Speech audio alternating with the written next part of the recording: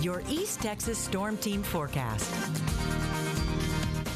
Happy Tuesday, East Texas. Here's a live look from the south side of Tyler, showing mostly sunny conditions out there right now. We're looking at those temperatures really starting to climb. About 85 right now. Those winds are about 5 miles an hour, humidity around 59%. And we are tracking a front that's moving here to the southeast across the state.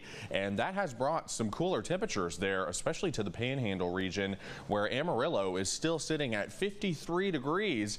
And meanwhile, look at the rest of us here across portions of central and eastern Texas well into those 80s, and we're likely going to be climbing several more degrees this afternoon, already in those mid 80s across much of East Texas, and that includes everyone all the way up here from our northern counties down into deep East Texas. This afternoon could be getting close to 90, so certainly going to be an above average day in terms of those temperatures. And then tonight lows fall into those mid to upper 60s, and then as we go forward even into the middle and potentially the end of October, going to continue here to see the potential for some above normal temperatures combined with below normal precipitation. And what that means is it's setting the stage for maybe some rapid onset of drought conditions. Certainly not something that we want to hear across East Texas today. The potential is there for just a couple of isolated storms, but they're going to be few and far between.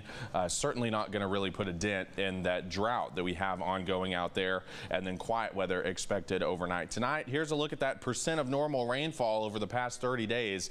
We just have not seen a whole lot out there at all. We are running well below average so far. And here's a look at those yearly rainfall totals, showing we're a little bit above normal overall, but certainly over the past couple of months, we have not seen the rainfall that we want to see here, which has resulted in some of those burn bans for 6 counties: Panola, Shelby, Cherokee, Angelina, Houston, and Trinity counties, all in those burn bans. Could see more counties added to that in the coming days. Here's a look at the satellite out in the Gulf, showing that we do have a disturbance out there. National Hurricane Center only giving this about a 10% chance of development.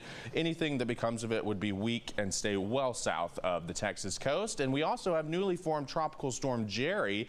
This one has winds of 45 miles per hour, but it's large and it's expected to strengthen, likely becoming the next hurricane of the 2025 hurricane season as it passes there just to the north, likely of the islands, potentially even eventually impacting Bermuda, which has had a rough hurricane season. So lots to watch with that one, but luckily no effects here in Texas. 89 back home today, a 20% chance of isolated showers. Tonight will be partly cloudy with the low around 67. Your 7-day forecast continues here to show above normal temperatures and dry weather going through early next week. Doesn't really look like we're going to have much of a change here across East Texas, as conditions are just going to be right for us to continue seeing those drought conditions. And for more on that forecast, you can always visit us at ketk.com. Braden, thank you.